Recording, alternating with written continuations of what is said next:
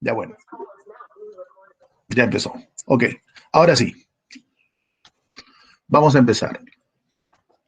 Dice lo siguiente, un bloque de masa de 5 kilogramos, dice, se desliza sobre una mesa horizontal que tiene coeficientes de rozamiento de 0,6 y 0,5. Respectivamente. Choca contra un resorte de masa despreciable con una constante de 250 Newton por metro. Si en el momento del impacto el resorte no estaba deformado y el bloque tiene una rapidez de 1 metro por segundo, ¿cuál es la deformación máxima que sufre el resorte? Bueno, primero debemos entender de que este es un problema donde no se conserva la energía. ¿Por qué, profesor? Porque obviamente vemos que hay fricción, hay rozamiento, y sabemos que la fuerza de rozamiento es una fuerza no conservativa. Sabemos que la energía mecánica se conserva cuando solamente sobre el cuerpo quienes realizan trabajo son fuerzas conservativas. Y acá me voy a dar cuenta de que efectivamente las fuerzas que realizan trabajo aparte de la fuerza elástica. Bueno, actúa el peso, actúa la normal, pero en este caso ambas son perpendiculares a la dirección del movimiento. En este caso, el peso y la normal no realizan trabajo. La única que realizaría trabajo sería la fuerza elástica. Pero me doy cuenta que aparte de la fuerza elástica está la fuerza de rozamiento. Por lo tanto, como la fuerza de rozamiento no es conservativa, ¿eso qué quiere decir? Que la energía mecánica no se conserva. ¿Correcto? Y cuando no se conserva la energía mecánica, pues ya sabemos que el trabajo que realizan estas fuerzas no conservativas, lo que hacen es variar dicha energía mecánica.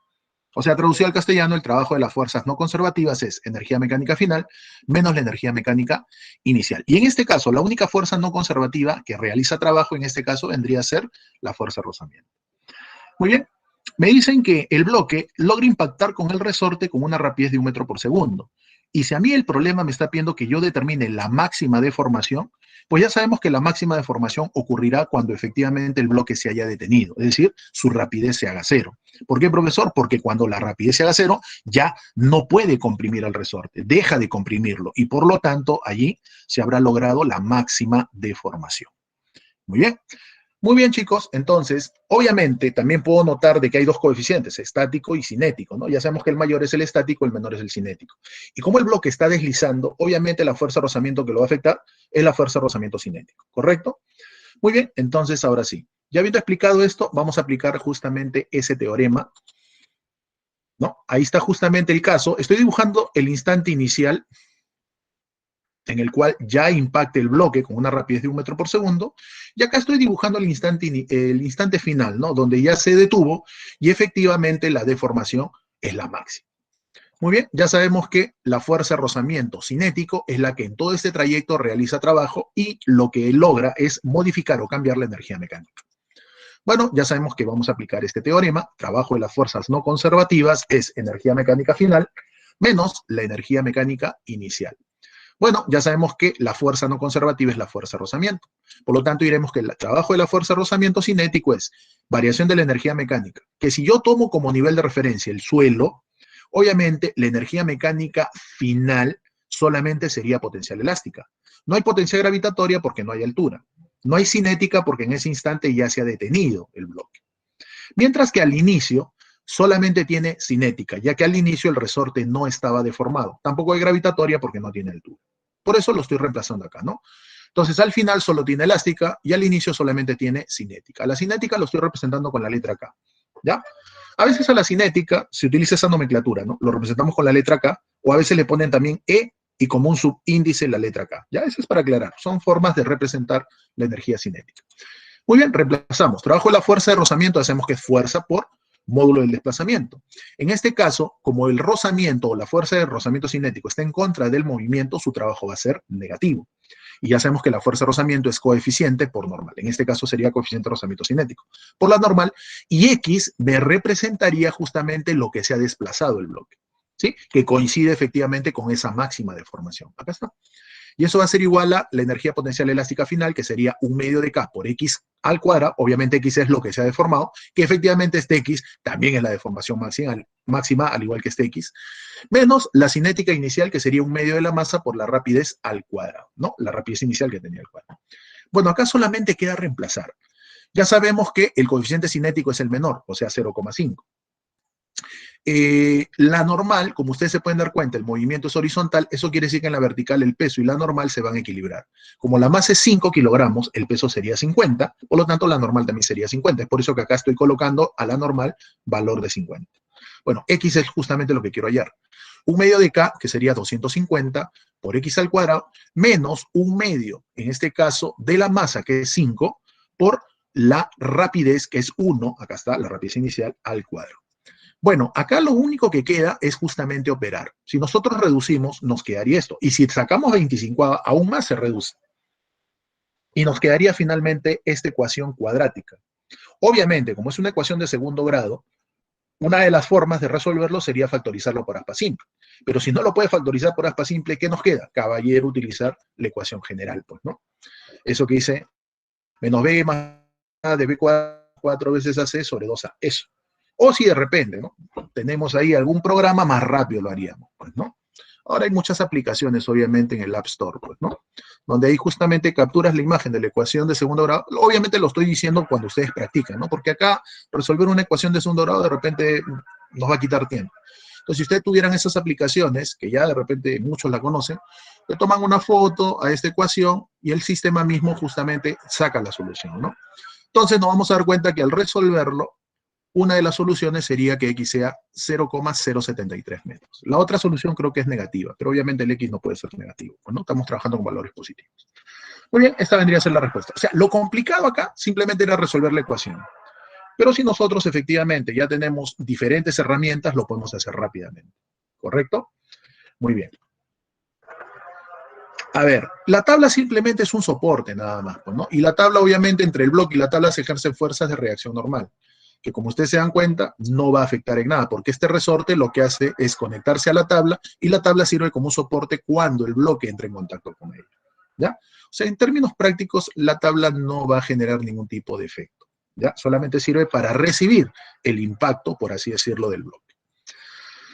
Muy bien.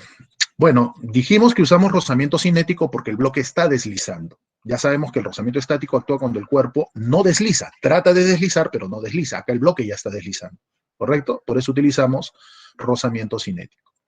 ¿Ya? Muy bien. Ahora sí, ya le tomaron una captura para pasar a ver el siguiente ejemplo. Ustedes me indican, por favor. Ya creo, ¿no?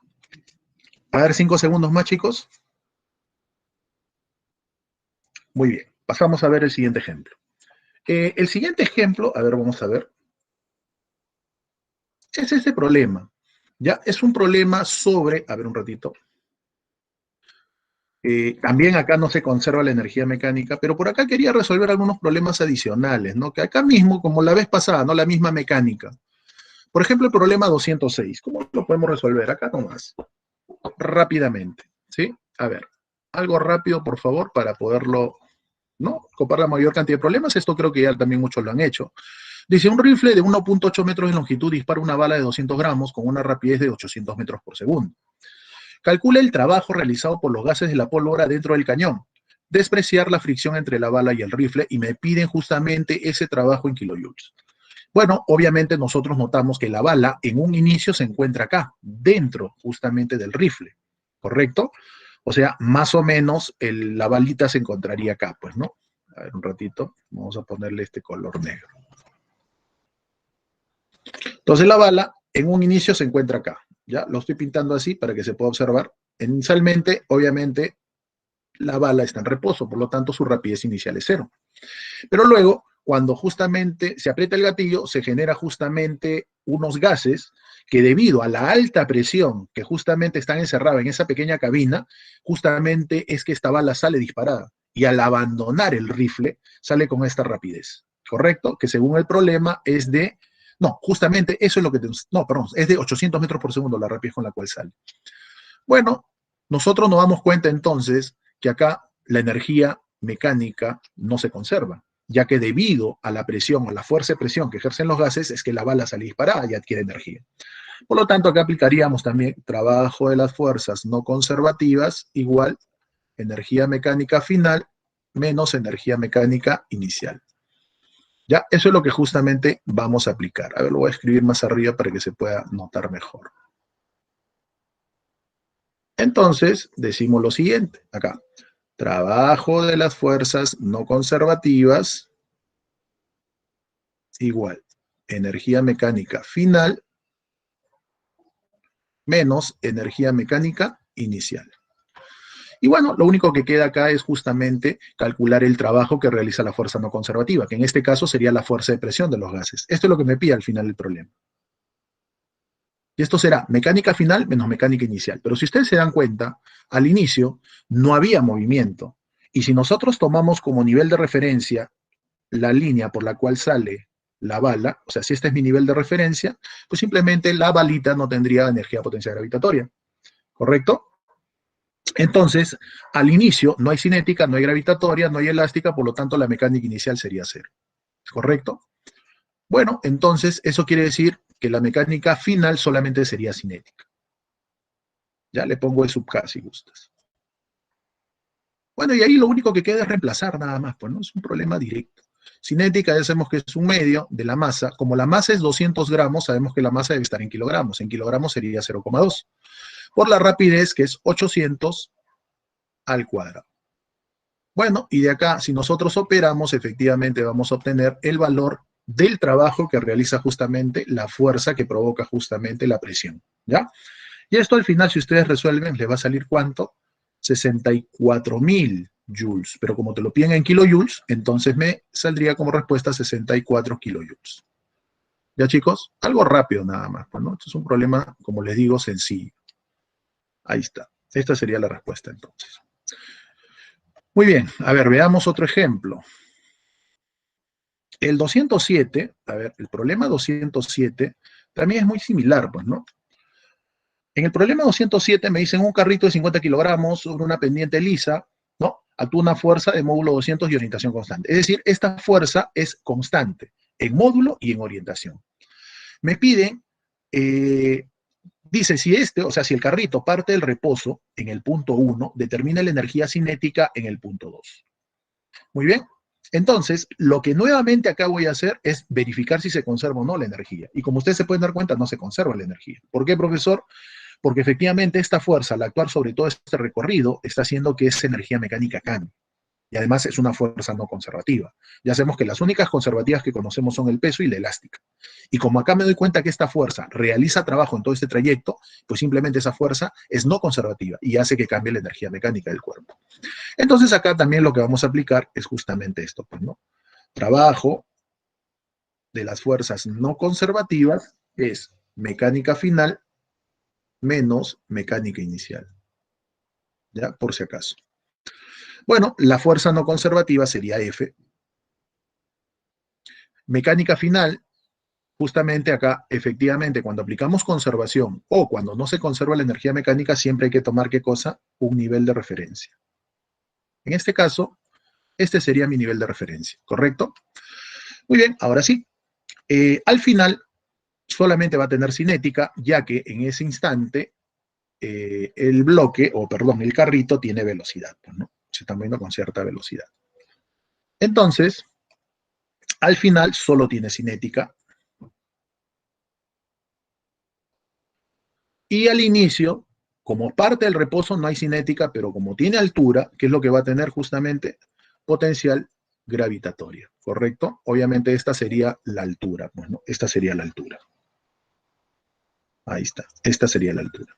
Que por triángulos notables, como él es 37, el de acá también sería 37, podemos hallarlo fácilmente, pues, ¿no? Bueno, entonces quiere decir que al inicio solamente tiene gravitatoria. Acá le pongo entonces. Menos la gravitatoria que tiene al inicio. Ahí está. Bueno, ahora sí, reemplazamos trabajo de F, que sería fuerza. Como es una fuerza constante, hacemos que sería fuerza por módulo del desplazamiento, ¿no? Porque el desplazamiento y la fuerza tienen direcciones opuestas. Como la fuerza en este caso está en contra del movimiento, su desplazamiento, mejor dicho, ¿no? Como está en contra del movimiento, ya que el carrito tiende a deslizar hacia abajo y la fuerza está en contra del movimiento, su trabajo sería negativo, ¿correcto? Bueno, en este caso sería negativo y sería justamente fuerza por ese desplazamiento. Mecánica final, ya sabemos que sería solo cinética, o sea, un medio de la masa por la rapidez al cuadrado menos gravitatorio inicial, que es MGH. Bueno, es cuestión de reemplazar nada más, pues, ¿no? Si nosotros reemplazamos, menos acá sería. La fuerza vendría a ser 200. Pero acá hay una corrección. Para que pueda haber clave y salga 2000, van a corregir ya. Esto de 200 newton, vamos a cambiarlo. Vamos a poner que sea 100 newton, ¿ya?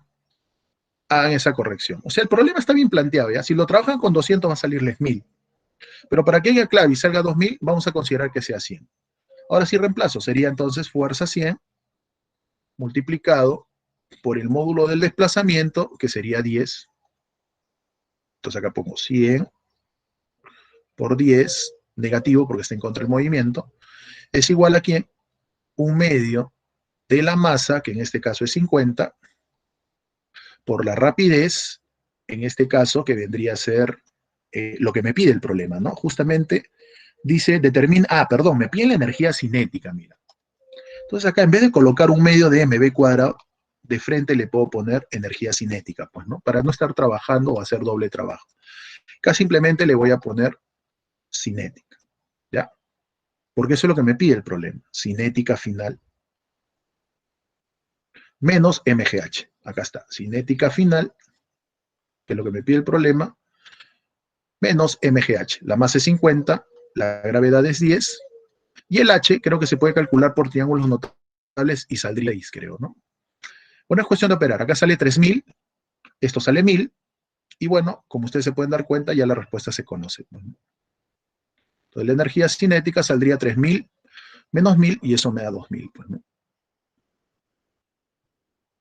Ya, esa sería la respuesta para este ejemplo sencillo. Por eso les dije, hay que hacer la corrección para que coincida con la clave que está marcada. Muy bien, ahora sí, vayamos a ver el problema 208, que era el que quedó pendiente hace un momento. Vamos a ver, porque esto sí está digitalizado, ¿ya? A ver. Dice el problema 208 lo siguiente, ¿no? El bloque de la figura de masa, a ver, disculpen, de repente muy rápido estoy avanzando. Alguien de repente le quiere tomar foto, ¿no? A la solución. A ver, lo voy a agrandar ahí, ¿ya? Si alguien le quiere tomar foto, ahí está, por favor. Lo voy a agrandar, ¿ya? Pero algo así rápido. Primero el ejemplo de arriba. Si alguien le va a tomar foto, por favor, 5 segundos para el problema 206. Sí, ya pasamos, creo, ¿no? Ya, ahora, al siguiente problema, el 207, para que si alguien le va a tomar foto, lo pueda hacer. Acá está. Ahí está la corrección también. Ya, si alguien le va a tomar foto, hágalo de una vez. Ya, 5 segundos más, chicos, para pasar a ver el siguiente problema que sí está digitalizado, ¿correcto? Muy bien. Ahora sí, muchachos, pasamos a ver el problema número 208. Muy bien, ahora sí. Dice lo siguiente, el bloque de la figura de masa 200 gramos parte del reposo en A. Obviamente, si parte del reposo, su rapidez inicial es 0. Dice, se desliza por una superficie lisa que tiene forma de un arco de círculo. O sea, esta superficie, ¿está bien? Es de un cuarto de circunferencia o un cuarto de círculo, como quieras llamarlo, ¿no? O un cuarto de esfera, ya, superficie esférica. Dice que esta superficie es lisa. ¿Qué más me dice el problema? Luego entra a un plano horizontal rugoso. O sea, mientras que la superficie curva es lisa, este plano horizontal es rugoso. O sea, hay fricción. Y dice que en ese plano rugoso horizontal va a recorrer 25 metros y luego se detiene. Si se detiene, al final su rapidez ya sabemos que vendría a ser 0. Me dicen que el coeficiente de fricción cinético entre el bloque y el plano es 0,20. Y efectivamente, si acá abandona la superficie curva, que es lisa, y entra este plano horizontal, que es rugoso, obviamente como en este plano horizontal va a deslizar, obviamente la fuerza de rozamiento que lo afecta es un rozamiento cinético. Por dato, me dicen que su coeficiente es 0,2. El tiempo empleado por el bloque en su recorrido en el plano horizontal y el radio del círculo, respectivamente, son, o sea, me están pidiendo dos cosas. El radio de esta superficie, que tiene forma de cuarto de esfera, y además me están pidiendo cuánto tiempo tarda el bloque en la superficie horizontal hasta que se detiene. Bueno, primero yo debo entender lo siguiente, Desde A hasta B, como la superficie es lisa, la energía se conserva, ya que las únicas fuerzas que actúan son el peso y la normal. El peso es conservativo. La normal no es conservativa, pero en todo momento es perpendicular al movimiento. Por lo tanto, de A a B se conserva la energía. Pero al entrar al tramo horizontal, obviamente, como hay fricción, entonces la fuerza de rozamiento es una fuerza no conservativa, entonces no se conserva. Entonces, si yo lo analizo por tramos, puedo decir que desde A hacia B se conserva la energía y de B en adelante en la superficie horizontal no se conserva. O sea, en pocas palabras, lo que yo voy a hacer es, si analizo todo el tramo desde A hasta un punto que más adelante lo voy a poner C, en términos generales no se conserva la energía, ¿correcto? Entonces, para poder hallar el radio, lo primero que hago es lo siguiente, utilizar esos datos. Vamos a considerar, por ejemplo, ya haciendo un nuevo esquema, o sea, es el mismo, ¿no? Sino que estoy completando ya algunos casos. En un inicio, el bloque se suelta. Si se suelta, su rapidez inicial es cero. Se mueve a través de la superficie, que tiene forma de cuarto de esfera, llega a la superficie horizontal y acá, ¿qué es lo que va a ocurrir? Va a haber una fuerza de rozamiento cinético. Y esta fuerza de rozamiento cinético hace que cambie su energía y finalmente, cuando llega a C, su rapidez es cero. Me dice que justamente cuando recorre 25 metros, en C se detiene. ¿Correcto? Entonces, para poder hallar este R, lo primero que voy a hacer es analizar desde A hasta C. Y como desde A hasta C, en términos generales, no se conserva la energía mecánica, entonces aplico el teorema, ¿no? Trabajo de las fuerzas no conservativas igual energía mecánica final menos energía mecánica inicial. Profe, pero yo lo he hecho de otra forma, por ahí alguien me puede decir. Primero analicé desde A hasta B. Hallé la velocidad que tiene acá y después analicé de B a C. Yo no digo que esté mal, está correcto, porque de A a B se conserva la energía. Entonces la mecánica, o sea, la potencial gravitatoria en A es igual a la cinética en B. Ya, ahí es la rapidez. Y después analizo de B a C. Como de acá, de B a C no se conserva la energía mecánica, entonces aplico el teorema. Trabajo la fuerza no conservativa es igual a la energía mecánica final menos la inicial. Profe, ¿así está bien? Sí, pero es muy largo. Entonces yo de frente, para no hacer doble análisis, voy a analizarlo desde A hasta C. Y como yo sé que desde A hasta C, en términos generales, no se conserva la energía mecánica, entonces de frente aplico el teorema. Trabajo las fuerzas no conservativas es mecánica final, o sea, la mecánica que tiene C, menos la mecánica inicial, o sea, la mecánica que tienen A. Obviamente voy a tomar como nivel de referencia la base, ¿no? O sea, el trayecto BC, ¿no? Esto va a ser justamente mi nivel de referencia, toda esta recta que pasa por BC. Bueno, al final, cuando llega a C, no tiene cinética, no tiene gravitatoria, no tiene elástica, por lo tanto, al final, en C, su energía mecánica sería cero. Bueno, ya sabemos que la fuerza no conservativa es la fuerza de rozamiento y ella realiza trabajo, que por cierto va a ser negativo ya que va a estar en contra de su movimiento. Y eso va a ser igual a la energía mecánica inicial, que en este caso, como no tiene rapidez al inicio, su cinética sería cero, solamente tendría gravitatoria. ¿Correcto? Y bueno, negativo porque efectivamente es mecánica final menos mecánica inicial. Bueno, la final es cero, sería menos la mecánica inicial que sería gravitatoria. Bueno, luego reemplazo. Como el trabajo de la fuerza de rozamiento cinético es negativo, lo reemplazo. Y sería fuerza de rozamiento por distancia o módulo de desplazamiento, como quieras llamarlo. Y esto es igual a menos energía potencial gravitatoria. Bueno, los signos lo podemos cancelar. De acá también este 0,2 se puede cancelar y simplemente quedaría que 50 es igual a 10R. Por lo tanto, R de frente me saldría 5 metros. Ya tenemos una de las preguntas que me ha realizado el problema. Luego, como me está pidiendo también que yo determine el tiempo que tarda hasta detenerse en el plano horizontal, entonces debo hacer un análisis. Observe el puntero, por favor. Si ustedes se dan cuenta en el tramo BC, las fuerzas que actúan son, aparte de la fuerza de rozamiento, el peso y la normal. Pero como el movimiento es horizontal, eso quiere decir que en la vertical debe haber equilibrio. Por lo tanto, el peso y la normal se van a equilibrar. ¿Correcto? Si la masa es 200 gramos, en kilogramos sería 0,2. Por lo tanto, su peso sería 2. Entonces, la normal también tendría que ser 2. Ahora, si ustedes se dan cuenta en el tramo horizontal, la fuerza que va a producir la desaceleración es la fuerza de rozamiento cinético. Y como esa fuerza de rozamiento cinético para este caso es constante, ya que la normal no cambia, ya que la superficie no cambia, entonces como esta fuerza es constante, va a producir una desaceleración constante. Y si produce una desaceleración constante, entonces ¿qué va a experimentar el cuerpo? Un MRV. ¿Correcto? Entonces lo primero que hago acá para poder hallar el tiempo es conocer la aceleración. Y para conocer la aceleración, como me doy cuenta que la fuerza resultante es la fuerza de rozamiento, aplico segunda ley de Newton. ¿Correcto? Entonces, entre B y C, primero, segunda ley de Newton para hallar la aceleración. La fuerza resultante ya sabemos que vendría a ser la fuerza de rozamiento cinético, que ya sabemos que es coeficiente, que era 0,2, por la normal, que es 2, ¿no? Porque la normal era igual al peso. Y este es igual a la masa, que es 0,2, porque la masa es 200 gramos, el kilogramos es 0,2, por la aceleración. Se va a 0,2 y deducimos que la aceleración es 2 metros por segundo al cuadrado. Y como ya hemos visto que la aceleración es constante, entonces ahora vamos a aplicar alguna ecuación del MRV. Pero acá hay un detalle muy importante.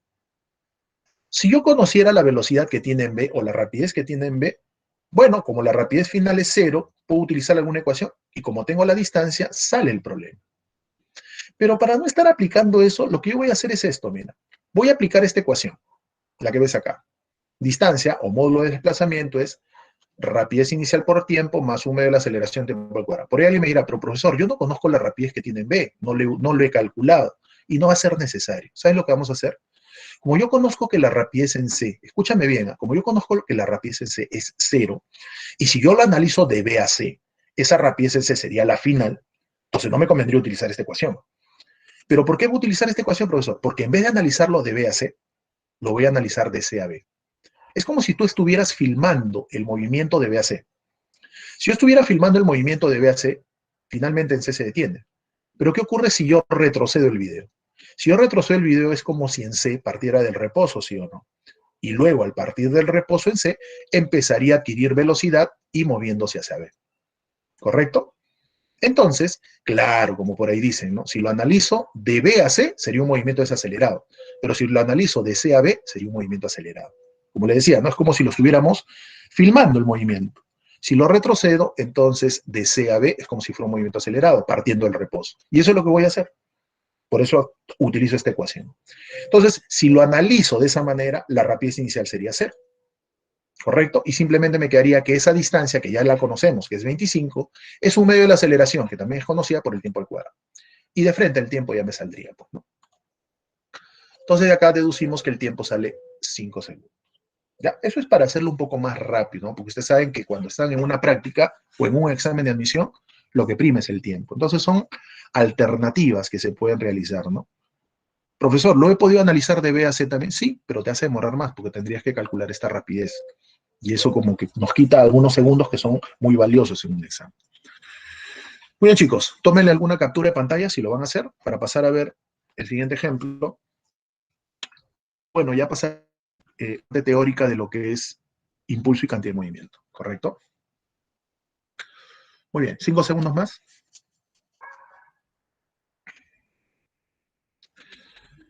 Correcto. Continuamos entonces, muchachos. ¿Sí? Ya creo que le tomaron la captura, ¿no? Muy bien. Ahora sí, pasamos a ver el siguiente ejemplo.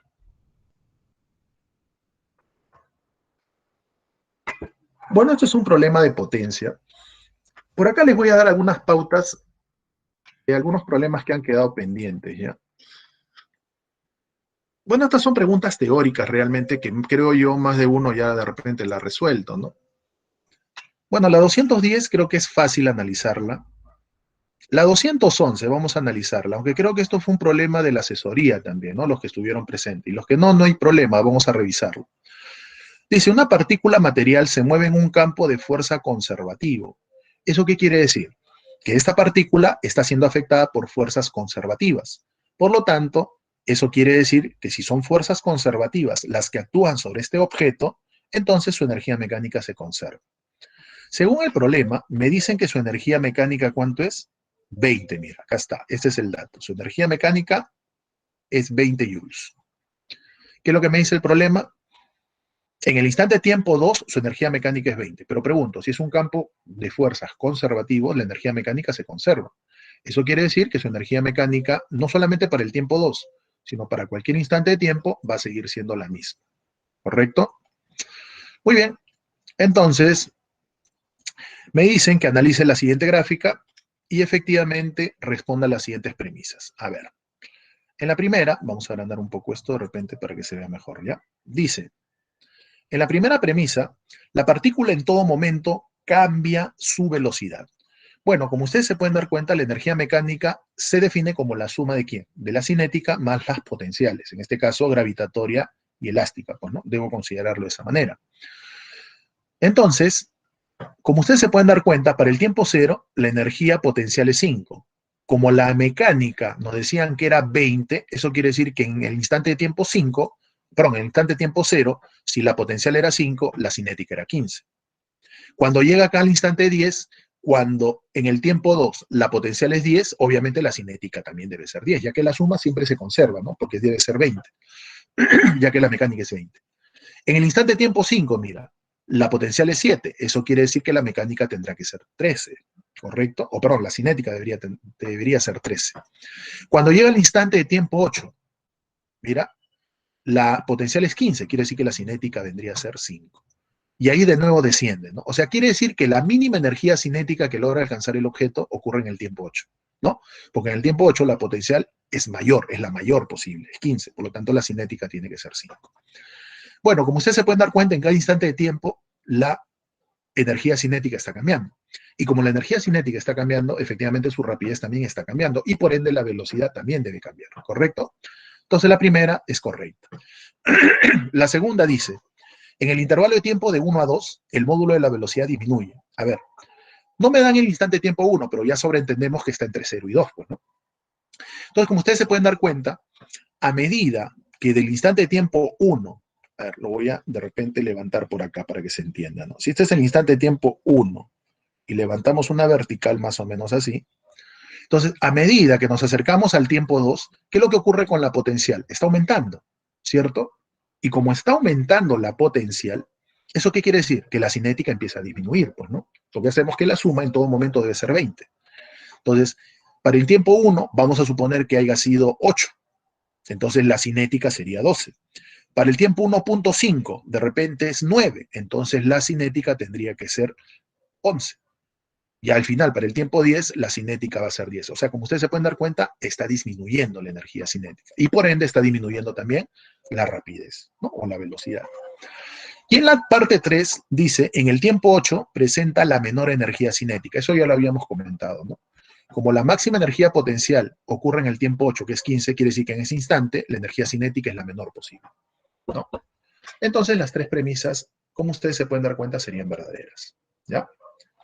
Bueno, eso fue un análisis teórico. Acá en el problema 212, yo sé que es fácil, sino que el alumno, ¿qué es lo que va a hacer acá? Muchos van a aplicar Pitágoras acá, ¿no? Porque dice, mira, el mecanismo de una ballesta está mostrado en la figura. La flecha tiene una masa de 2 kilogramos. Calcular la velocidad de la flecha cuando pasa por A. Si en esa posición el cable de la ballesta no está estirado, dice. Te dicen que la constante elástica es de 250 newton por metro. Obviamente no es un resorte, pero se comporta como si fuera uno, es decir, como si fuera una liga, ¿no? Es un cuerpo elástico, ¿no? En este caso. Entonces, muchos cometen el error de decir lo siguiente: ah, profe, fácil, como esto mide 2, ¿no? Esto mide 2 metros, entonces esto es punto medio, esto vendría a ser 1. Y como esto es 1,1, por Pitágoras sale esta distancia que sería la deformación. Tengan cuidado, chicos. Ya, esa no es la forma correcta de hacerlo. ¿Cómo sería entonces, profe? Fácil. El problema me dice que cuando pasa por A, esta ballesta, o sea, esta cuerda que genera justamente la ballesta, ¿no? Eh, no va a ser deformada. Entonces, como ustedes se pueden dar cuenta, cuando pase por el punto A, la longitud de esa cuerda elástica mide 2 metros. Y cuando se encuentra acá, debo sobreentender de que acá la figura es ¿qué cosa? Es simétrica. Entonces, si esta porción de la cuerda mide 1.1, esta otra porción de la cuerda, ¿cuánto mide? También 1.1.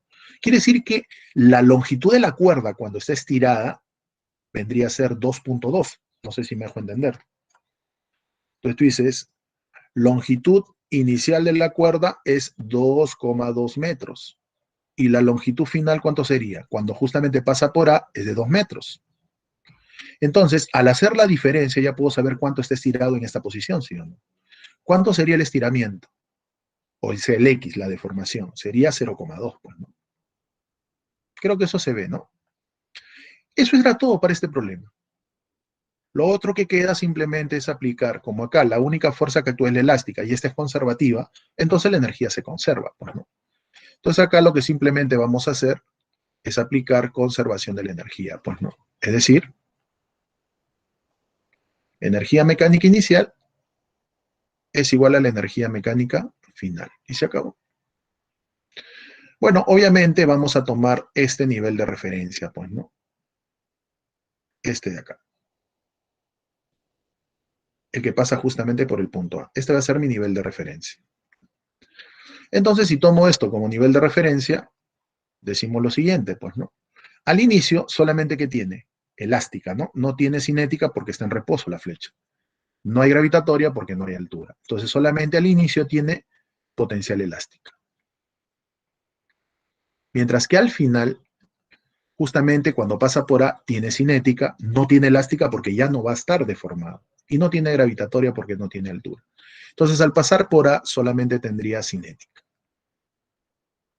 Bueno, eso es todo, ¿no? De ahí simplemente lo que vamos a hacer es operar, ¿no? La energía potencial elástica sabemos que es un medio de K por X al cuadrado, pues, ¿no? Cinética es un medio de la masa por la rapidez al cuadrado. Bueno, y es cuestión de operar, ¿no? Un medio de K, ¿K cuánto vale? 250. X, ya lo hemos hallado, es 0,2. Y esto es un medio de la masa, que es 2, por la rapidez al cuadrado. Bueno, ya es cuestión de operar, ¿no? Si ustedes operan, la rapidez le va a salir raíz de 5. Eso ustedes lo corroboran nada más. Es algo matemático, ¿correcto? Esa sería la respuesta entonces. Bueno, chicos, es un problema donde yo lo que quería rescatar era justamente lo que les he comentado, ¿no? Que la deformación lo puedo obtener como una diferencia de longitudes, inicial y final, ¿ya? Muy bien, si alguien le va a tomar alguna captura, ahí lo dejo para que lo hagan. Es el problema número 212. Voy a checarlo un poquito más, ahí está. Sino para pasar a ver el siguiente problema, que es de potencia, ¿sí? Ya, 5 segundos, a ver rápido.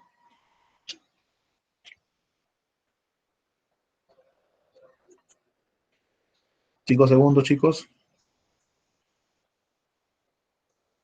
Muy bien, pasamos a ver el siguiente ejemplo entonces, ¿correcto? Ahora sí. A ver, vamos a ver este problema de potencia para pasar a ver luego ya lo que es impulso y cantidad de movimiento. Bueno, es el problema 213, dice, se requiere una bomba para elevar 0,1 metros cúbicos de agua por segundo, verticalmente a través de 12 metros y descargarla con una rapidez de 8 metros por segundo. ¿Cuál es la potencia mínima requerida en kilowatts por la bomba? Te dicen que consideres que la gravedad es 10. A ver, entendamos. Voy a utilizar una bomba para elevar agua, ¿sí? Una cierta cantidad de metros cúbicos de agua. Es lo que de repente normalmente nosotros tenemos en casa, ¿no? Si de repente vivimos en una casa familiar y vivimos en el tercer piso, cuarto piso, a veces la presión de por sí que nos llegue el agua no tiene la fuerza suficiente para subir. Es por eso que nosotros tendremos que de una u otra forma ayudar a que esa agua pueda llegar a esa altura.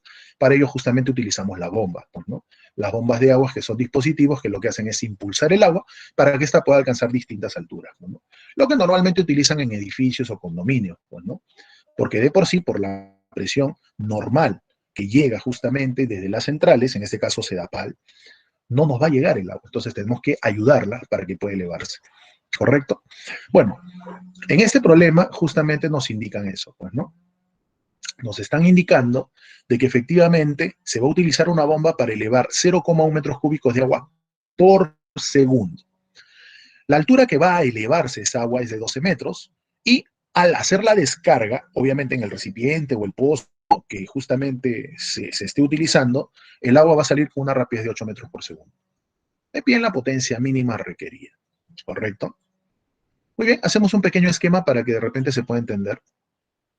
Sí, ahí tenemos justamente un pozo del cual se saque el agua, ¿no? Para hacerlo esquemáticamente, acá está la bomba, ¿sí? Esta es la forma de cómo se representa una bomba. Cuando ustedes de repente ya estén dentro de la universidad, van a ver que esta es una manera de cómo se representan las bombas, ¿no? Son nomenclaturas que se utilizan. Muy bien, se extrae justamente agua, se lleva a la bomba lo que hace es impulsar el líquido y finalmente llega a este repositorio, ¿no? Este depósito, como quieras llamarlo. Y cuando el agua sale, lo hace con una rapidez, de acuerdo al problema, de 8 metros por segundo. Bueno, lo primero que yo tengo que hacer es lo siguiente. Si está elevándose 0,1 metros cúbicos de agua por segundo, estos 0,1 metros cúbicos de agua equivale a una cierta masa de agua. Y eso es lo que a mí me interesa si quiero aplicar condiciones de energía. Entonces, lo primero que vamos a hacer es ver a cuántos kilogramos de agua equivalen estos 0,1 metros cúbicos. Bueno, para ello aplicamos lo que ustedes ya conocen, ¿no? Masa es densidad por volumen. La densidad del agua, bueno, ustedes ya saben que a condiciones ambientales es 1000 kilogramos por metro cúbico.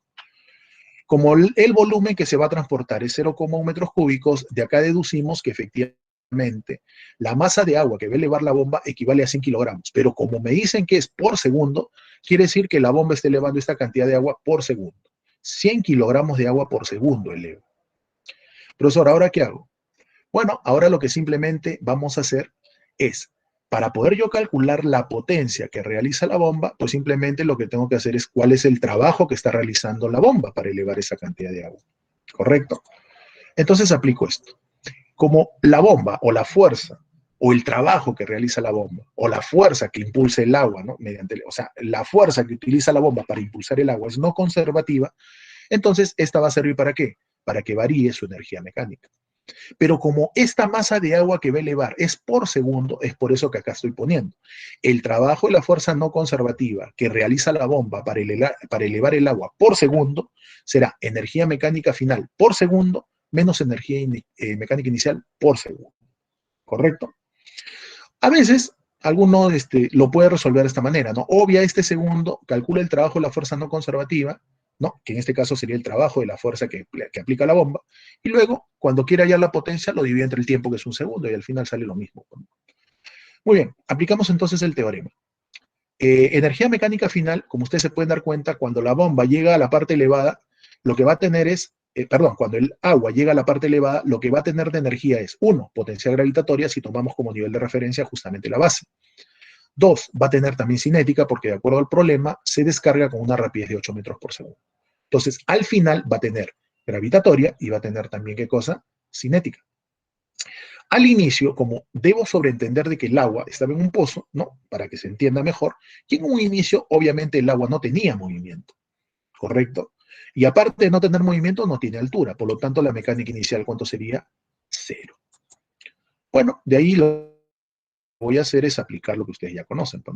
La mecánica final, como dijimos, tiene gravitatoria y tiene cinética. La cinética es un medio de la masa, rapidez al cuadrado, como 100 kilogramos por segundo. La gravitatoria sería masa, gravedad por la altura. Todo esto es por segundo, obviamente. Y de acá calculamos el trabajo que produce la fuerza no conservativa por cada segundo. Bueno, es cuestión de operar. Acá sale 3200, acá sale 12000, y al sumar saldría 15200 joules por segundo. Pero si es el trabajo que realiza la fuerza por unidad de tiempo, esto equivale a decir, ¿qué cosa? La potencia que está desarrollando. Entonces, la potencia que desarrolla la bomba, ¿no? Por cada unidad de tiempo, es decir, por cada segundo, equivaldría a 15,2 kilowatts. ¿Ya? Y eso es lo que justamente me pedía el problema, ¿no? La respuesta me la pedía en kilowatts. Por eso que a esto lo dividimos entre 1000. ¿No? Y esto, obviamente, sería o me arrojaría la respuesta. Muy bien, chicos. Tómenle una captura de pantalla. Ahora sí pasamos a ver impulso y cantidad de movimiento, ¿correcto? Algo rápido, por favor.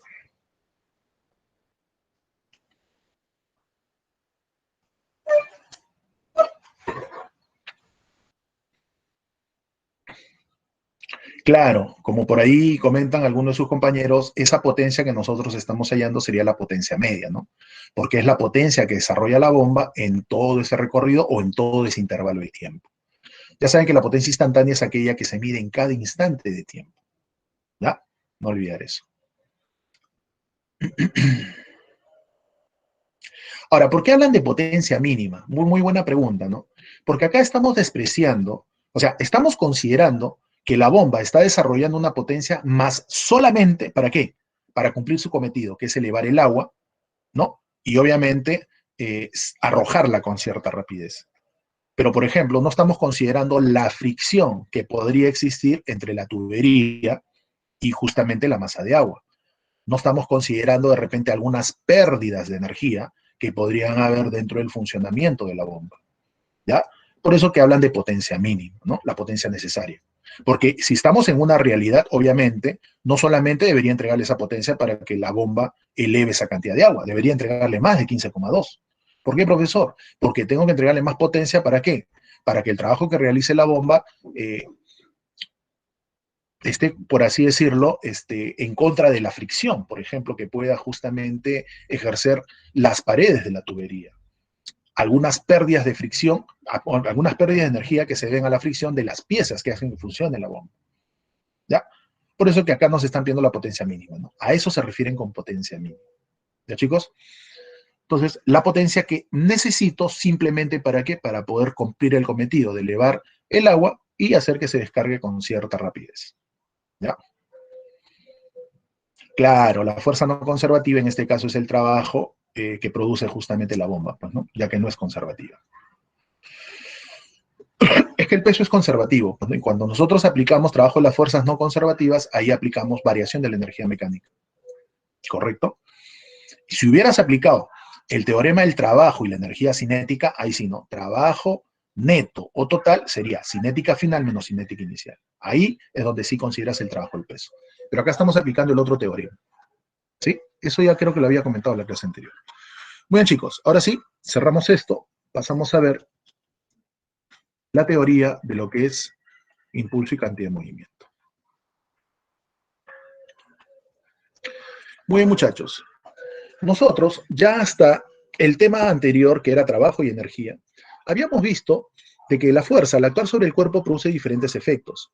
Y uno de estos efectos justamente era, por ejemplo, ¿no? Producir cambios en su estado de movimiento, producir deformaciones, producir efectos de rotación. Pero nosotros cuando vimos trabajo, nos habíamos enfocado en justamente cómo la fuerza, al actuar sobre el cuerpo, a lo largo de un recorrido, va a lograr cambiar la rapidez. ¿Sí? O sea, el trabajo lo que nos iba a arrojar nosotros es el efecto que produce la fuerza a lo largo de un recorrido, pero lo que iba a analizar es cómo esta fuerza al actuar sobre el cuerpo logra cambiar la rapidez. ¿Correcto? Es por eso que como nosotros solamente queríamos ver el efecto de la fuerza para que cambie la rapidez en todo un recorrido, nos iba a interesar aquella fuerza que está en la dirección del movimiento, ¿no? Si nosotros recordamos, cuando vimos movimiento circunferencial, vimos que aquella componente de la fuerza que hace que el cuerpo cambie su rapidez era la componente tangencial, porque ustedes sabrán que la aceleración que tiene el cuerpo en todo instante de tiempo para una trayectoria circunferencial, o en términos generales, una trayectoria curvilínea cualquiera, siempre la componente, o mejor dicho, siempre el cuerpo tiene aceleración, una aceleración instantánea que tiene dos componentes, la aceleración tangencial y la aceleración centrípeta. La tangencial, ¿qué mide? Dijimos, cómo cambia la rapidez del cuerpo, mientras la centrípeta mide cómo cambia la orientación. Eso también lo había explicado. Entonces es por eso que como nosotros para el trabajo nos íbamos a centrar en el efecto que produce la fuerza a lo largo de un recorrido para cambiar su rapidez, es por eso que nos iba a interesar la componente de la fuerza que está en la dirección del movimiento. ¿Por qué? Porque esta es la que logra cambiar la rapidez del cuerpo. ¿Correcto? Muy bien. Ahora, nosotros hemos visto efectivamente la definición de trabajo de esa manera y por ende, posteriormente, el efecto, o mejor dicho, una consecuencia que es la energía, ¿no? Pero en esta nueva cantidad física nace como una cantidad física auxiliar para explicar de repente otros tipos de fenómenos. Por ejemplo, voy a salir un ratito de acá y vamos a colocar nuestra pizarra o nuestro borrador para poder entenderlo mejor. Por ejemplo, vamos a suponer, a ver, vamos a colocar algo nuevo. Vamos a suponer que nosotros estuvimos en una mesa de billar, ¿correcto? Vamos a considerar de que acá esta sea una de las bandas de la mesa de billar y por acá viene esa bolita de billar.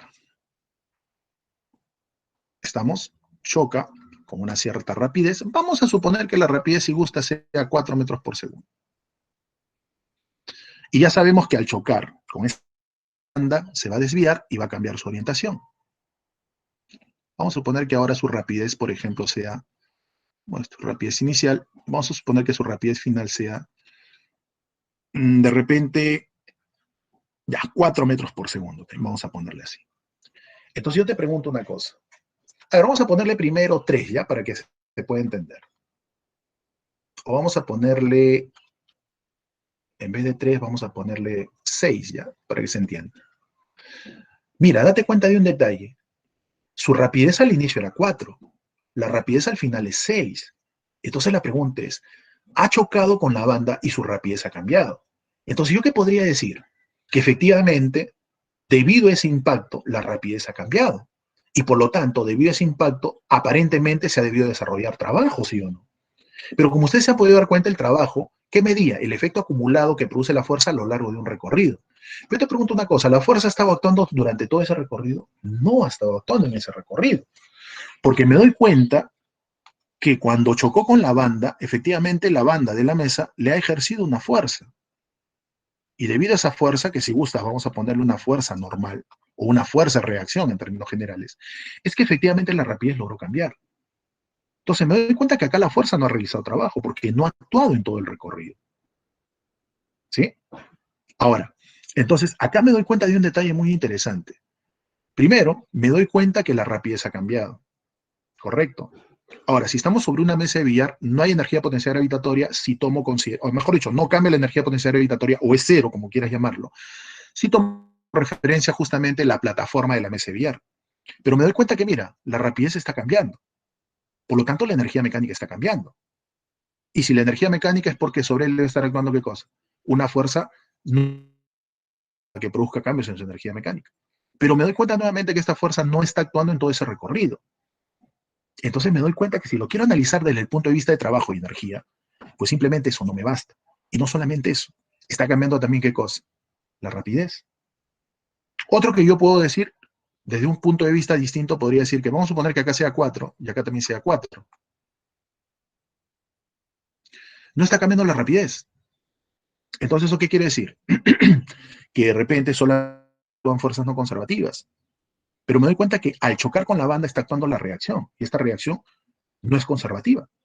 Pero aún así se está conservando la energía, porque vuelvo a repetir, estamos considerando que estamos sobre una mesa de billar. Entonces, desde el punto de vista energético y o de trabajo, no puedo hacer el análisis. Es por eso que acá es necesario apoyarnos de algunas cantidades físicas auxiliares para poder explicar el por qué está ocurriendo este efecto, donde a pesar de que cambie o no cambie la rapidez, la fuerza ya no estuvo actuando a lo largo de un recorrido. Eso es uno, por el punto de vista de trabajo.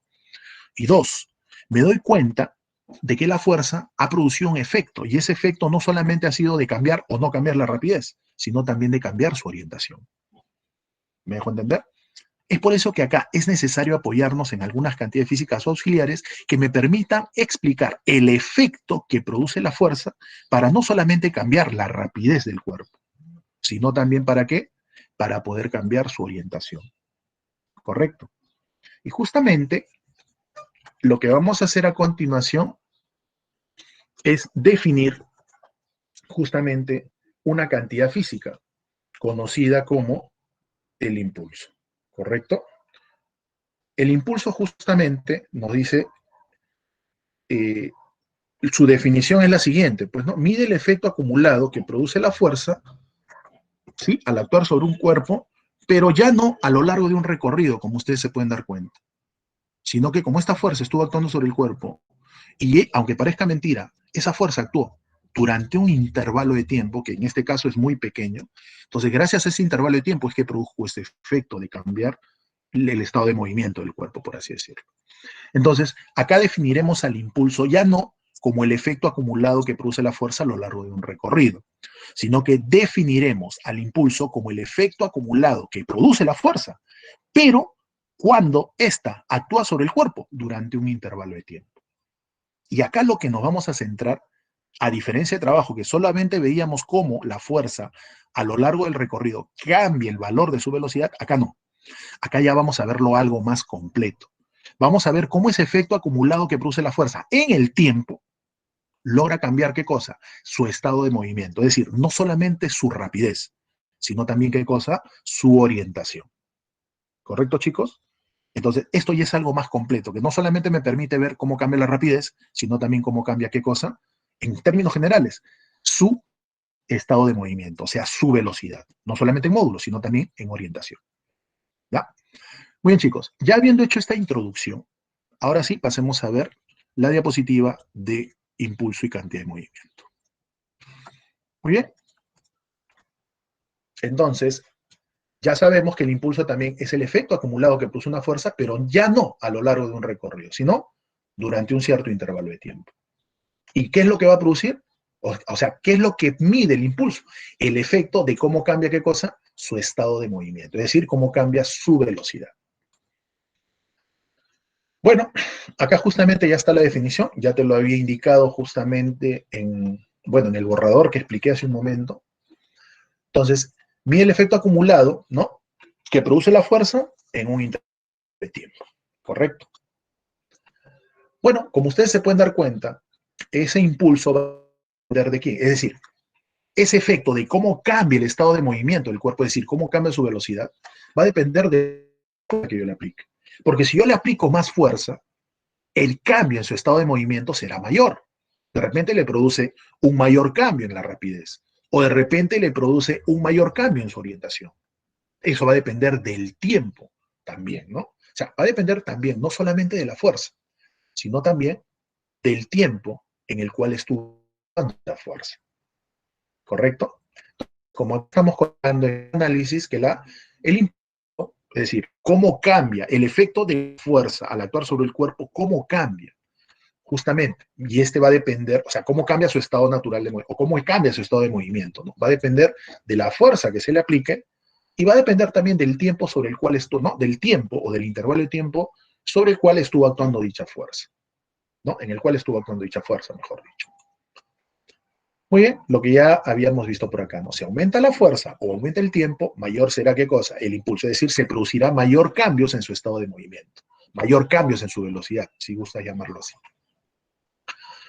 Muy bien, lo que vamos a hacer a continuación es ver cómo calcular el impulso que produce una fuerza constante, luego vamos a ver cómo calcular el impulso de una fuerza variable, ¿sí? Y luego vamos a hablar de lo que es el efecto que produce el impulso al actuar sobre un cuerpo. Y posteriormente vamos a hablar de lo que es el impulso neto resultante. Acá lo que podemos hacer para estar más familiarizados es una analogía o un paralelo con lo que era trabajo. Es muy similar, sino que en el trabajo vemos cómo la fuerza, ¿no? El efecto que produce la fuerza en todo un recorrido, cómo cambia su rapidez. Acá no. Acá vamos a ver el efecto que produce la fuerza también, pero en el tiempo. Y cómo cambia qué cosa, su estado de movimiento, es decir, cómo cambia la velocidad. Entonces, el análisis va a ser no igual, pero muy parecido a lo que hicimos en trabajo. Es por eso que, ¿se acuerdan en trabajo? Habíamos visto cómo calcular el trabajo de una fuerza constante, cómo calcular el trabajo de una fuerza variable, cómo ver el efecto que produce el trabajo al actuar sobre los cuerpos, también eso vimos, ¿no? Acá es igualito, ¿no? Y luego habíamos visto el trabajo neto, ¿no? O resultante. Acá es algo similar. Entonces, lo primero que vamos a hacer a continuación es ver cómo calcular el impulso que produce una fuerza constante. Muy bien, vamos a suponer que tenemos un bloque sobre el cual en todo momento actúa esta fuerza en todo este recorrido. Es decir, actúa esta fuerza en todo este recorrido y durante este intervalo de tiempo. ¿Correcto? Entonces, el impulso que produce una fuerza constante se va a calcular de esta manera, multiplicando la fuerza por el intervalo de tiempo.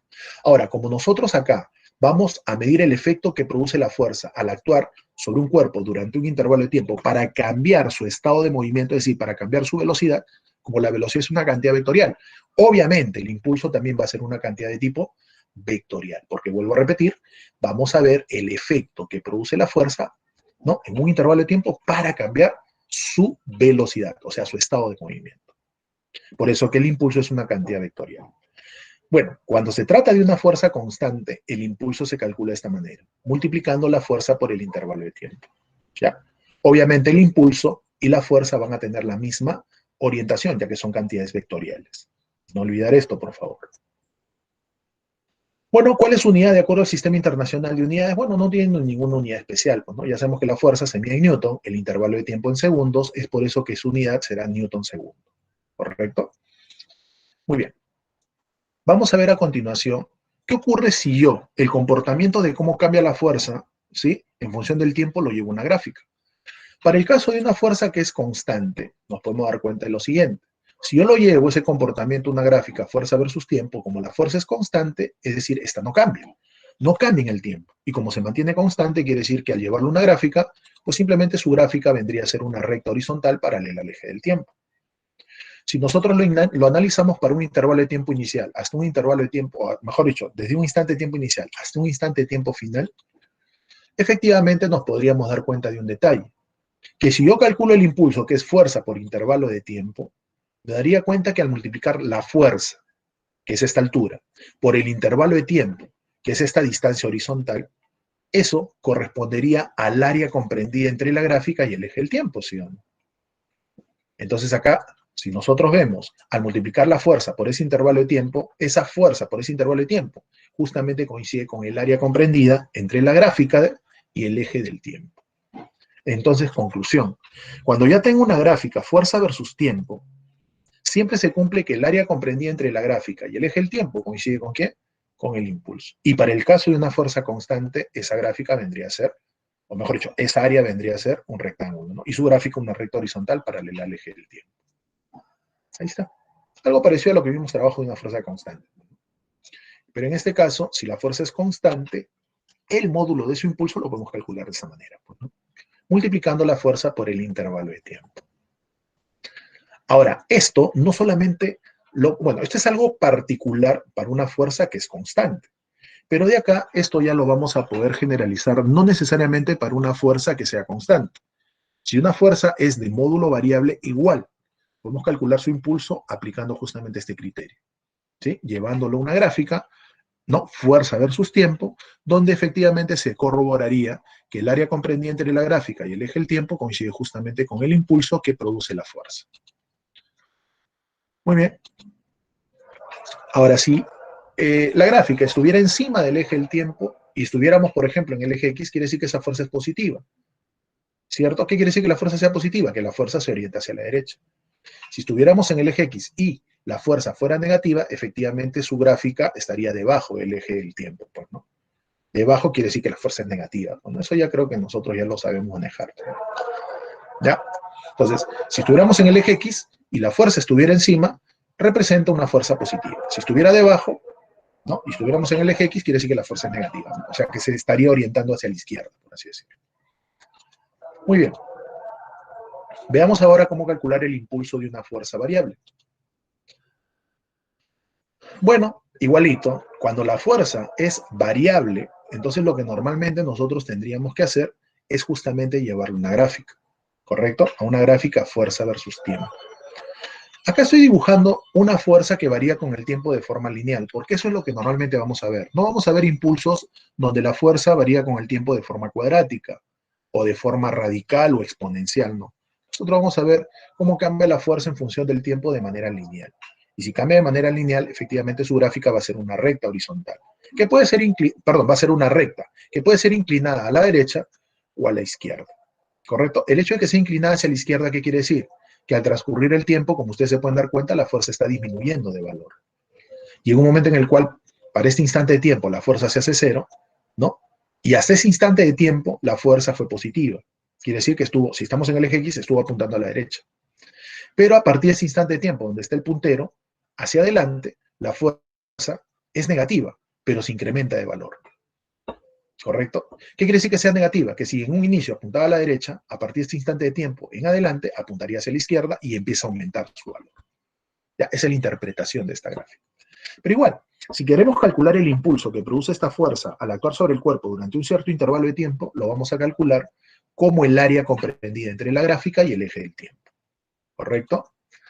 Por eso que si analizamos esta gráfica en el instante, desde el instante de tiempo inicial TI hasta el instante de tiempo final TF, entonces el impulso que produce la fuerza entre esos instantes de tiempo o en ese intervalo de tiempo lo vamos a calcular simplemente como la suma de áreas, donde consideramos que si el área está encima del eje del tiempo, ese impulso se considera positivo. ¿Por qué positivo, profesor? Porque si estamos sobre el eje X, la fuerza estaría orientada hacia la derecha, pues. Y si el área estuviera debajo del eje del tiempo, ese impulso se considera negativo. ¿Por qué negativo, profesor? Porque la fuerza, si estuvo apuntando hacia la izquierda, el impulso también estaría orientado hacia la izquierda. Por eso el impulso es negativo. No se olviden que el impulso es una cantidad vectorial y tiene que ver con las orientaciones, ¿correcto? Muy bien. Entonces, si yo quisiera calcular el impulso total que ha producido la fuerza, entonces simplemente hallo ambas áreas y luego las sumo con su respectivo signo. Área 1 positivo, porque es un impulso hacia la derecha. Área 2 negativa, porque es un impulso que apunta hacia la izquierda. Por vectores, obviamente, si son de orientaciones contrarias, se restan, pues, ¿no? Eso ya nosotros lo sabemos. Vamos a ver ahora qué efecto produce el impulso al actuar sobre un cuerpo. Y es acá donde justamente vamos a poder reafirmar lo que te comenté en un inicio, que el impulso es el efecto que produce una fuerza al actuar sobre un cuerpo durante un intervalo de tiempo. Y de esta manera, ¿qué es lo que vamos a tratar de ver? Cómo cambia el estado de movimiento del cuerpo, es decir, cómo cambia su velocidad. Vamos a hacer el siguiente análisis para que justamente podamos corroborar lo que te expliqué en un inicio. Tenemos un bloque sobre el cual vamos a suponer que ese bloque se está moviendo con una velocidad inicial VI.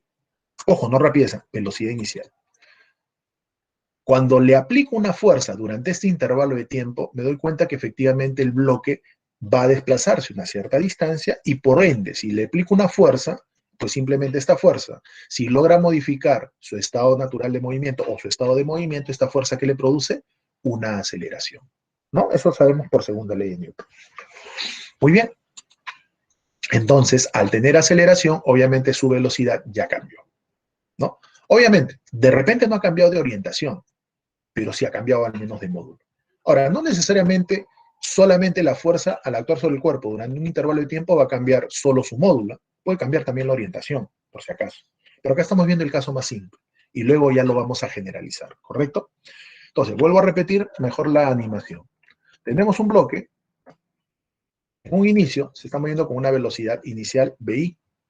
Se le aplica una fuerza, ¿sí? Durante un intervalo de tiempo, y esta fuerza ya sabemos que produce una aceleración. Por lo tanto, luego de ese intervalo de tiempo, la velocidad ahora sería una velocidad final BF.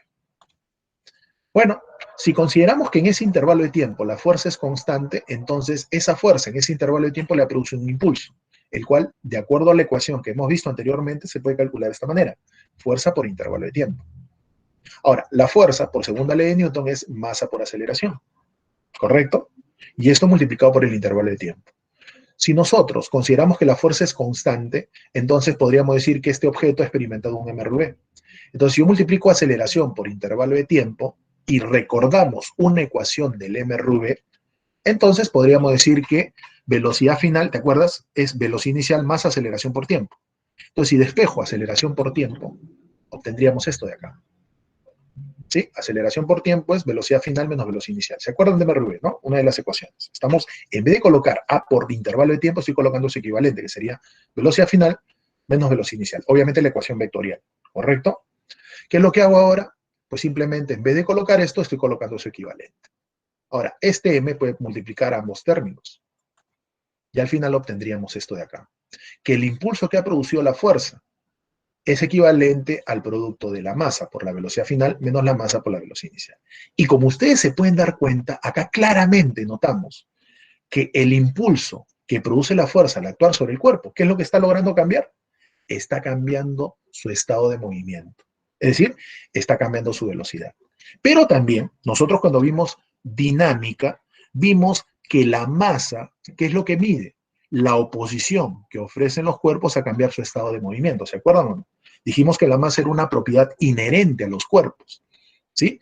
Que mide la oposición que ofrecen los cuerpos a cambiar su estado de movimiento.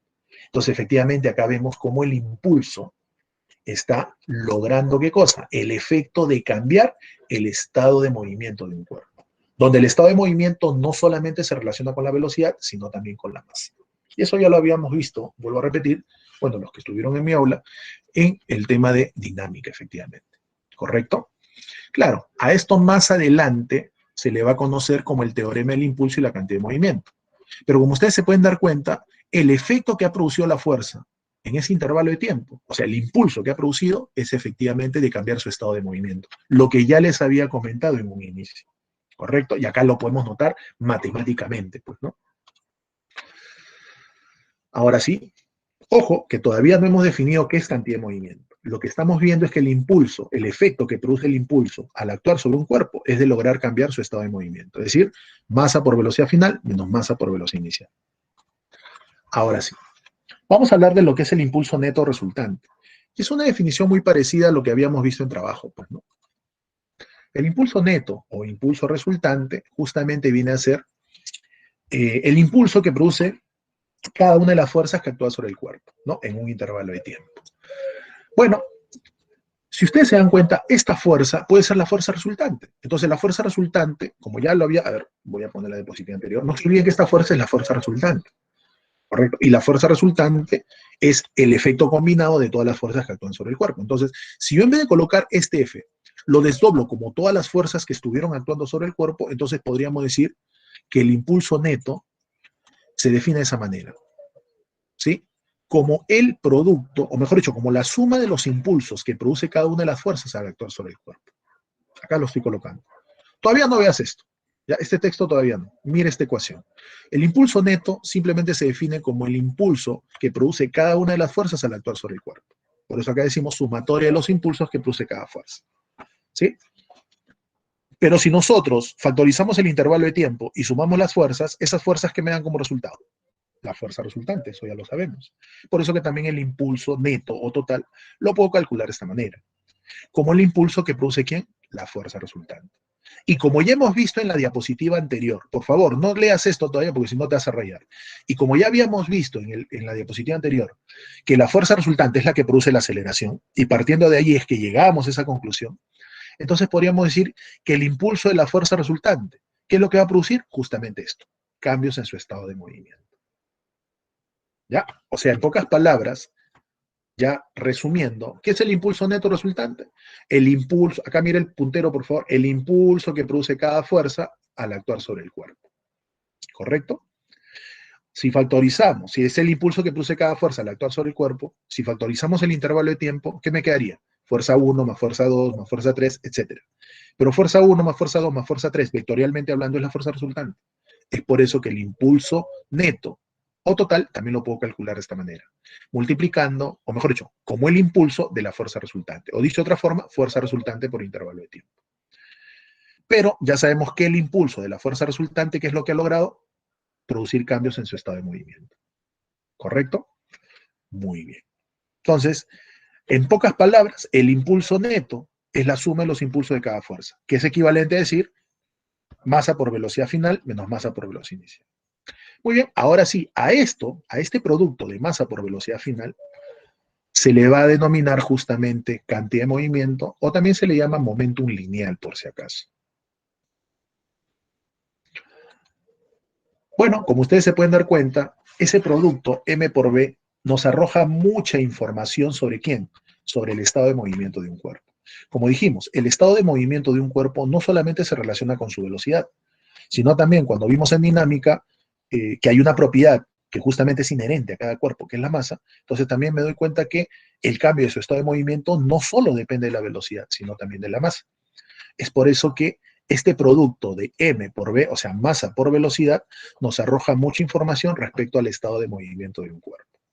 Y a ese producto justamente se le va a denominar cantidad de movimiento. ¿Sí? O también, vuelvo a repetir, se le llama momentum lineal. Es una cantidad vectorial, como ustedes se pueden dar cuenta. ¿Sí? Y lo representamos con la letra P por si acaso. ¿Ya? Ahí está. P es lo que justamente a mí nos representa esta cantidad física vectorial que es masa por velocidad. Como es una cantidad vectorial, obviamente va a tener una orientación. ¿Cuál va a ser la orientación del vector cantidad de movimiento? La misma orientación que el vector velocidad. Ahí está. ¿Correcto? Masa por velocidad. Muy bien. ¿Cuál es su unidad? Bueno, no tiene ninguna unidad en especial, pues, ¿no? Ya sabemos que la masa se mide en kilogramos, la velocidad en metros por segundo, entonces su unidad kilogramo metro por segundo. ¿Ya? Entonces la cantidad de movimiento nos mide el estado de movimiento de un cuerpo. ¿Y el estado de movimiento de quién depende? De la velocidad, pero también de quién? De la masa. ¿Ya? Muy bien, chicos. Ahora sí, como ya hemos definido al producto de masa por velocidad como cantidad de movimiento y hemos visto que el efecto que produce el impulso al actuar sobre un cuerpo es cambiar ese producto, entonces, ¿qué podríamos decir? Que efectivamente todo impulso neto que produce cambios o variaciones en su cantidad de movimiento. Acá recién se le da el nombre de teorema del impulso y cantidad de movimiento, ¿no? Lo que muchos por ahí estaban escribiendo. ¿Ya? Bueno, en el esquema, en la animación, estoy colocando un cuerpo que inicialmente, ahora vamos a volver a ver la animación, vamos a volver a poner la animación, se encontraba ahí y luego se ha movido hasta esta posición. Obviamente, por lógica, si se ha movido, estaba en reposo y luego empezó a moverse y obviamente ha descrito una trayectoria curva, de por sí debe estar actuando una fuerza. Y una fuerza ha estado actuando sobre este cuerpo en el tiempo, porque no solamente ha logrado cambiar su rapidez, sino también cambiar la orientación de su velocidad. Por lo tanto, debe haber habido, ¿qué cosa? Un impulso que actúe sobre el cuerpo para cambiar justamente ese estado de movimiento. Bueno, estamos considerando que en un inicio tenía una velocidad inicial, ¿sí? Y luego adquiere una velocidad final en ese instante. Ahora, entender que esta ecuación es una ecuación vectorial, ¿correcto? Entonces, cantidad de movimiento final menos cantidad de movimiento inicial. La cantidad de movimiento inicial, como dijimos, tiene la misma, o mejor dicho, la cantidad de movimiento tiene la misma orientación que la velocidad. Por lo tanto, si esta es la velocidad inicial, esta será la cantidad de movimiento inicial. Ahí está, son paralelos.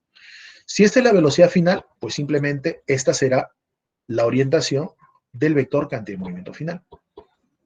Y si nosotros aplicamos un poquito de vectores, me doy cuenta que el impulso neto tendría más o menos esta orientación, ¿no? O sea, esta es la expresión matemáticamente hablando, y esta es la manera de interpretarlo de forma geométrica o de forma gráfica, como quieras llamar. ¿Sí? Este es el vector cantidad de movimiento inicial, este es el vector cantidad de movimiento final, y este es el vector impulso. Y cumple, ¿no? Vectorialmente hablando, porque ya sabemos que este vector reemplaza a este vector y al opuesto de él. Si PI está apuntando de manera oblicua hacia arriba, menos PI estaría apuntando de manera oblicua hacia abajo, ¿no? Y ahí justamente podríamos corroborar. O si gustas, ¿no? Este vector PI más este vector impulso es igual a PF. Lo pasamos a restar y obtendríamos justamente la expresión que ya hemos visto hace un momento. ¿Ya? Entonces, entender de que esta ecuación es de tipo vectorial. ¿Y cuál es su interpretación geométrica? Es esta. O su interpretación gráfica es esta. Claro que sí, hay problemas donde normalmente el movimiento se da a lo largo de una recta. Si el movimiento se da a lo largo de una recta y no se cambia la orientación, entonces es más sencillo, ¿no? Simplemente lo único que vamos a hacer ahí es aplicar la misma ecuación, pero tomando en cuenta las orientaciones. Eso quiere decir que por convención, si estamos en el eje X y la partícula se mueve a la derecha en un inicio, su velocidad es positiva y por lo tanto su cantidad de movimiento es positiva. Si se mueve hacia la izquierda, ¿no? Al final, entonces la velocidad sería negativa y por ende su cantidad de movimiento también sería negativa. ¿Ya? Entonces, esta es la interpretación gráfica de esta ecuación, que vuelvo a repetir, es de tipo vectorial. Muy bien, en muchos problemas nosotros vamos a tener que calcular la fuerza que estuvo actuando sobre el cuerpo. Ahora, como esa fuerza puede ser constante o puede ser variable, cuando es fuerza constante no hay problema. El problema viene cuando hablamos de una fuerza que es de tipo variable. Cuando hablamos de una fuerza que es de tipo variable, entonces allí empiezan los problemas, como les dije, ¿no? Si una fuerza es variable, lo que normalmente se recomienda es llevarle una gráfica, como ya habíamos visto anteriormente, ¿correcto? Entonces, es acá donde justamente nosotros vamos a hablar de lo que es una fuerza impulsiva, por ejemplo. Y para hablar de fuerzas impulsivas, vamos a ver nuestra pizarra de borrador. Por ejemplo, nosotros vamos a suponer que tenemos una fuerza impulsiva. Profesor, ¿qué son fuerzas impulsivas primeramente? Debemos entender de que las fuerzas impulsivas son fuerzas que son de corta duración, ¿ya? Pero que al actuar sobre el cuerpo son enormes. ¿Por qué? Porque son de corta duración. Fuerzas impulsivas. Vuelvo a repetir, ¿qué son las fuerzas impulsivas? Son fuerzas de muy corta duración, pero que son de un elevado valor. Por ejemplo, ¿no? Una fuerza impulsiva puede ser aquella fuerza que se produce cuando de repente agarramos un bate de béisbol y bateamos justamente la pelotita, ¿no? Esa fuerza que le imprime el bate es de muy corta duración, pero en ese instante de tiempo que es muy corto, la fuerza que se le ha producido a la pelotita es enorme. Por ejemplo, ¿no? Vamos a suponer que acá tenemos la pelotita, acá está el bate de béisbol, y efectivamente la pelotita sale por acá. Esta sería su velocidad inicial o su cantidad de movimiento inicial, como quieras llamarlo, y esta sería su velocidad final o cantidad de movimiento final, como quieras llamarlo. Entonces acá se le va a ejercer ¿qué cosa? Una fuerza. Una fuerza que actúa sobre el cuerpo. Pero una pregunta, la fuerza que actúa sobre el cuerpo durante ese corto tiempo no es constante. Esa fuerza es variable. ¿Correcto? Si nosotros de repente tuviéramos un microscopio muy sensible, podríamos observar lo siguiente. A ver, voy a colocar acá mi gráfica fuerza versus intervalo de tiempo. podríamos notar que a medida que se intensifica el contacto de la pelotita con la, en este caso con el bate de béisbol, nos daríamos cuenta de que a medida que se intensifica el contacto, lo que va a ocurrir o lo que vamos a poder observar, ¿no? En esa, bueno, no microscopio, ¿no? De repente tendríamos una cámara que capte fragmentos, ¿sí? De cada momento. Entonces nos daríamos cuenta que esta pelotita, a medida que entra en contacto con el bate, empieza a deformarse. Obviamente en el punto de contacto, ¿no? Empieza a deformarse cada vez más. De repente acaba de estar achatado, ¿no? Algo así. Llega un momento en el cual aplica, o mejor dicho, experimenta una deformación máxima y luego, ¿qué es lo que va a ocurrir? O sea, empieza primero en este sentido, vamos a ponerlo así, no, empieza en este sentido, o sea, en este sentido está incrementándose el tiempo. Y luego cuando sigue incrementándose el tiempo, regresa así. O sea, mientras dura el contacto, empieza a deformarse cada vez más. Llega un momento en el cual la fuerza que aplica, en este caso el bate, se hace máxima, se logra la máxima deformación, y luego ¿qué ocurre? Ahora empieza a alejarse, ¿no? Lo contrario, empieza a alejarse y hasta que al final la pelotita sale o pierde contacto ya con el bate, pues, ¿no? Acá lo voy a poner así mejor para que se entienda. Acá está el bate y acá todavía no había contacto. A ver, un ratito, vamos a borrar esto. Y lo voy a dibujar así mejor. Bueno, acá estaba el bate y acá estaba la pelotita. O sea, ahí aún no hay contacto. Acá hay contacto inicial, acá hay un contacto más intenso y acá hay más intenso. Es decir, a medida que se intensifica el contacto, la fuerza empieza a incrementarse. Y como ustedes se pueden dar cuenta, se empieza a generar deformaciones sobre el objeto. Entonces, como esa fuerza es variable, lo que yo puedo hacer es llevar ese comportamiento a una gráfica. Y más o menos su comportamiento sería este. Acá la fuerza es cero, cuando no hay contacto. Pero a medida que se intensifica el contacto, empieza a incrementarse. Acá es donde llega a alcanzar su máximo valor. Esta vendría a ser la fuerza máxima.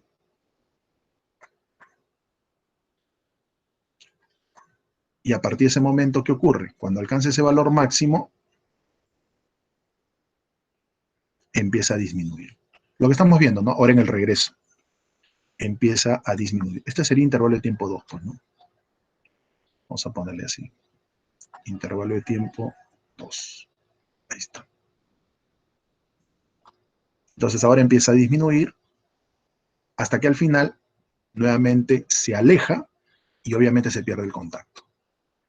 Entonces, como ustedes se han podido dar cuenta, la fuerza, al lograr cambiar su estado de movimiento, ¿qué le ha producido? Un impulso, porque esta fuerza lo que está produciendo realmente es un impulso.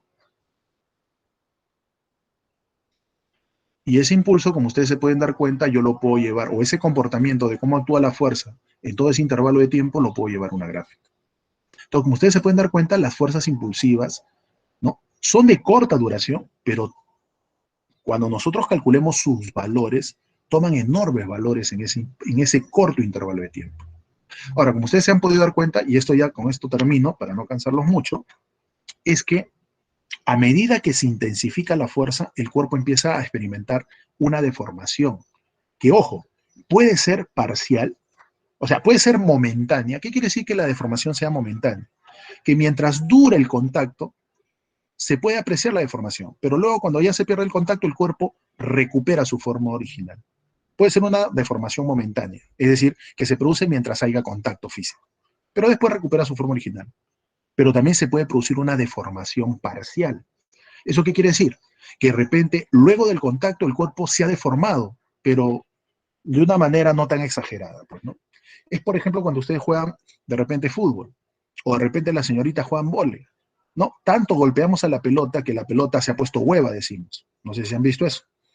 ¿Y eso es por qué? Porque justamente de tantos golpes que le damos a la pobre pelota en esos cortos tiempos, empieza a deformarse. Entonces, algo así ocurre acá. Entonces, Puede ser que la deformación sea momentánea, vuelvo a repetir.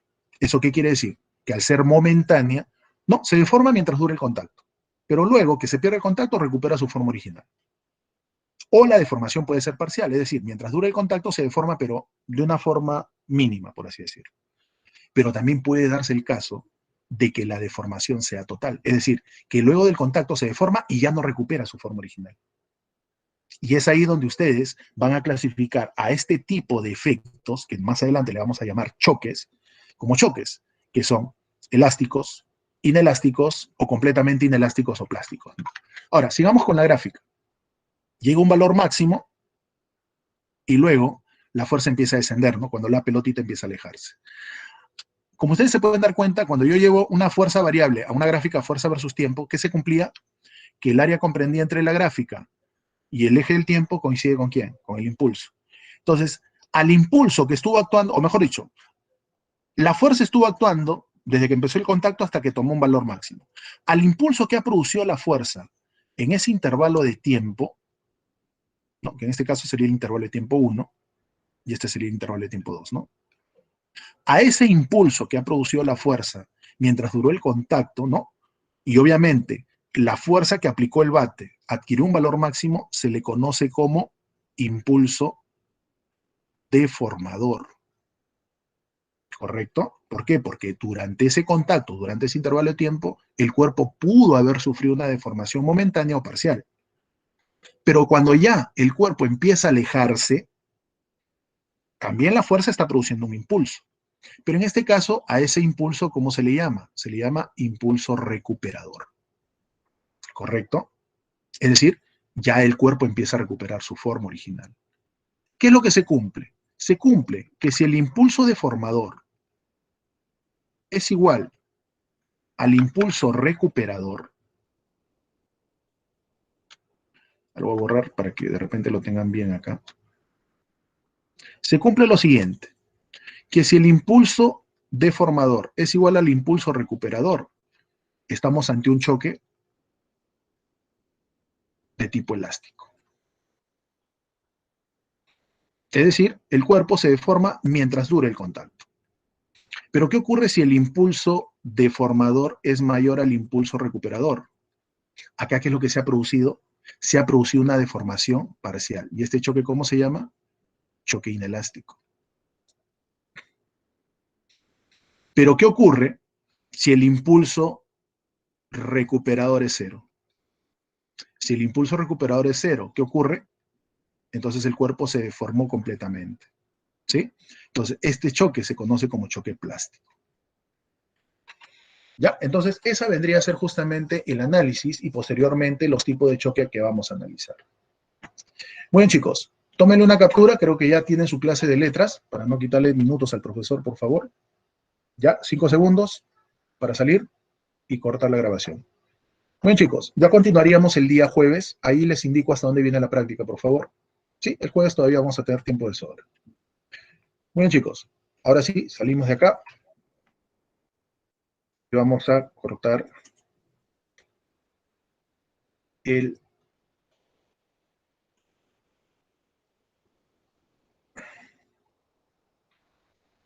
la grabación. Muy bien, chicos, nos vemos entonces el día jueves, por favor. ¿Ya? Ese día jueves vamos a tener